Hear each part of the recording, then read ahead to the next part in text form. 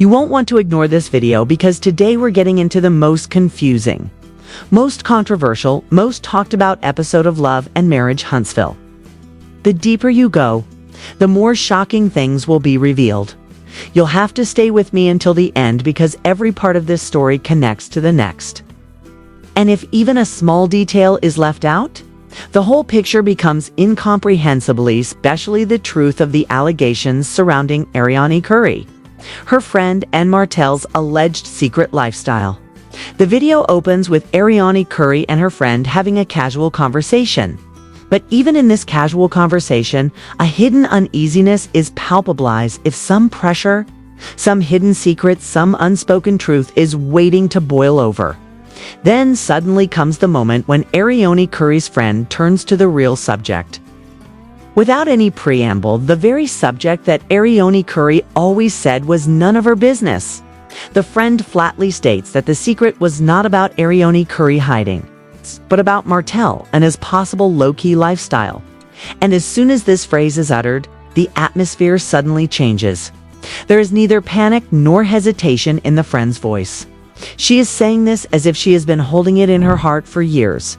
She says that the world has always portrayed Arionne as a villain. But the truths about Martell that she herself was aware of were never brought up. ArionneCurry also immediately says that she was never a secret. The real secret was what Martell was hiding in his life. His voice, his body language, and his whole tone changes. It's not the ArionneCurry who seems to be fighting on social media.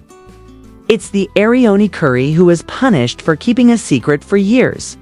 The friend also says that ArionneCurry's father was also present when this matter came up, and he understood everything. This makes it clear that it did not arise suddenly, but its signs were felt even by those who were near. Although these are all accusations, the emotional manner in which the conversation took place suggests that ArionneCurry had been carrying this burden for a long time. ArionneCurry then explains that the world always called her the side chick, called her the home wrecker, but no one saw what role Martell was playing in the whole relationship. She says that she hid many of Martell's secrets, covered up his mistakes, and endured everything that was never shown to the world. When she says, "I didn't share this secret with the world," the exhaustion in her tone is palpable. ArionneCurry's friend goes a step further, saying that Martell used ArionneCurry, exploited her loyalty, her love, her silence. She says that Martell always juggled two lives. On the one hand, the house, on the other, with ArionneCurry, all that seemed like an original relationship.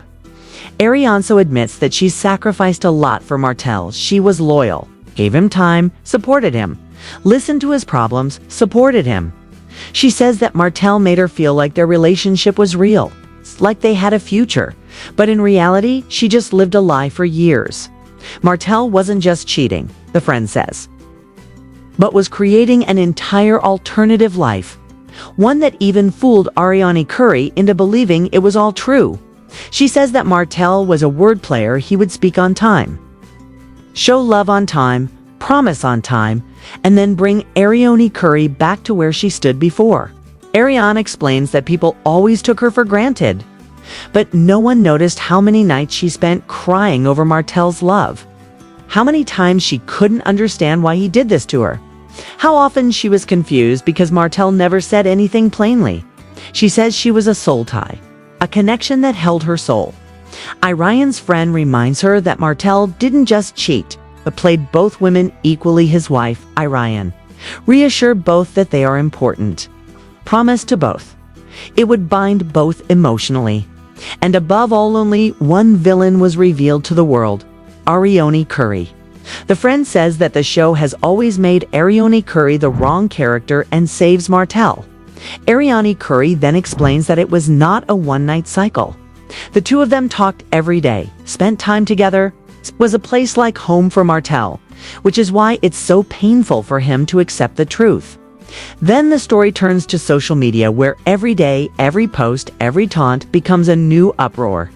Whether ArionneCurry attacks children, criticizes Melody, vilifies Oprah, ArionneCurry and Martell continued to cause trouble for each other. The weakness of one became the destruction of the other. Martell's lack of direction and ArionneCurry's powerlessness turned the relationship into a constant tragedy. Martell could have moved on, but his relationship with ArionneCurry kept him in the doldrums. Driven by revenge, anger, and ego, ArionneCurry acted in ways that ruined his reputation forever. This story is not just about Martell and ArionneCurry, but about the lesson that a man who does not accept responsibility for her mistakes never grows up. Whoever entangles himself in drama, lies, and revenge, he loses life. In the end, it's clear that this relationship was never love. It was a toxic relationship with no truth, no trust, no respect. ArionneCurry and Martell's story is a warning that being tied to the wrong people in the wrong places at the wrong time always ends in disaster. ArionneCurry and her friend's conversation was over. But there was a strange heaviness left in the room, a heaviness that lingered in the air even after the words were gone. ArionneCurry sat still, hands clasped together, as if trying to stop the storm brewing inside her. Her face didn't have the traditional anger she showed in lives. Instead, there was an exhaustion, a silent scream, and the deep agony of a defeated woman. It was as if the lava that had been suppressed for years was finally melting and coming out. His friend said softly, "ArionneCurry, why did you give yourself so much time? Why did you tolerate it for so many years?" This question was simple, but like an arrow to ArionneCurry. She took a deep breath, her eyes moistened, but she didn't want to cry. She says, "People outside say I am shameless. I broke the house. Why am I stuck? But no one knows what I lost in my own life." It was not easy to leave Martell. He always gave me hope, sometimes in the form of love, sometimes in the form of promises, and sometimes in the form of false dreams. The friend immediately said, "Then why didn't you leave?" "Because I wasn't able to let myself go at the time," ArionneCurry replied slowly. Years of pain, the burden of broken relationships, and the screams of lost dignity were hidden in that one sentence. ArionneCurry said that Martell never told her outright to leave him. Rather, he always created such situations that she would break down and then go back to him. Sometimes sweet messages, sometimes long calls. Sometimes an emotional line and then the same old silence, the same disappearance, the same lies. ArionneCurry's friend looked at her and said, "People don't see all this." ArionneCurry laughed. It wasn't a laugh. It was a poison of pain. "People see only me, only my mistakes, my weaknesses, my screams. They don't see what I gave, what I lost, and how much I lost myself in this relationship." Then the subject once again came to that secret.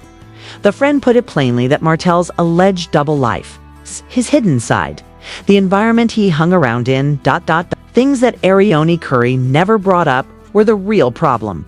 ArionneCurry said that if all of that had come out, Martell's reputation would have been ruined forever, and that's probably why she remained silent for years. Because she wanted to tell the truth. But she still had the illusion in her heart that one day Martell would accept her, give her the place she thought was right. That was my mistake. I kept saving a story that was a lie from day one, Arionne said. The friend held her hands and said, "Now you can be free. If you want, tell everyone." But ArionneCurry shook her head. "No, telling everything will do nothing. People will still say bad things to me, and she will survive as always." At that moment, notifications started coming on both phones. Twitter, Instagram, Facebook, new debates, new tweets, new feuds were flaring up with ArionneCurry's name everywhere. Some were calling her a liar, some a fraud, some dangerous, and some crazy. ArionneCurry hung up the phone, but those voices kept echoing in her mind. "People will never understand that I just fell in love," she says. "Then free yourself now," replied the friend. "Yes, the time has come," ArionneCurry said in a strong voice for the first time. That's where a new twist begins. Something that could change not only Martell's plotlines, but the entire show. The next day started not with the sun, but with social media explosions. A clip of ArionneCurry's conversation last night had been leaked from an unknown handle, with no details, just a hint. The real secret was Martell, not ArionneCurry. And that's it. The whole city, the whole fan base, the whole network was shaken. The clip came without context, but the flame was such that the entire online world caught fire. Instagram lives, TikTok reactions, Facebook groups, everywhere. The same question: what is Martell's secret? Why did ArionneCurry break the silence? Is it just a drama or the truth? ArionneCurry hadn't even gotten out of bed when her phone started ringing horribly incessantly. When he opened the phone, there was a flood of messages. Some people were threatening her, some were praising her, some were praising her, that finally he showed courage. But the most surprising thing was that media pages were also inboxing her. Meanwhile, the situation was different in Martell's house. Martell was furious. The pictures of her carrying the children were supposed to be shot that morning, but they were all canceled. The producers had called him to come to the studio immediately for an emergency statement. Martell's eyes were filled with fear, anger, and consciousness all at once. He was standing in front of the mirror adjusting his tie, muttering, "Why does this woman never let me rest?" Meanwhile, a message from Melody appeared on her phone, screen short but full of venom. "Your truth is finally coming out. Well done, Martell." This message fell on his heart like a hammer. He knew Melody wasn't stupid. She knew that someone else, not ArionneCurry, could be behind the clip. And that was what he feared the most. Arionne Curry sat in the kitchen with her friend making tea. But there was no nighttime fear in her eyes, a new hardness, a new fire. The friend asked, "What will you do now?" ArionneCurry stopped stirring the spoon and said, "Now I will say all that I have never said." The friend looked at her in surprise. "Are you really ready?" ArionneCurry nodded. "I kept saving her honor for many years. Now it's my turn."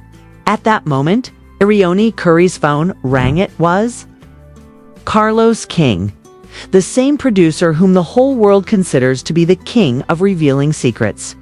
This call meant only one thing: there is going to be a big explosion. ArionneCurry picked up the phone. There was silence on the other side. Then Carlos said, "I have seen that clip. If you want to say something, the platform is mine, the time is yours." Arionne's eyes showed the satisfaction that comes after years when someone gets the right to tell the truth. She said softly, "I'm ready." An emergency meeting was called at the network office. Producers, executives, publicity team, everyone was there. On one screen, that clip was playing over and over again. A producer nodded and said, "If this goes ahead, the image of not only Martell but the entire cast will be at stake." Another replied, "Or else the viewership will be tripled." That was the point, actually.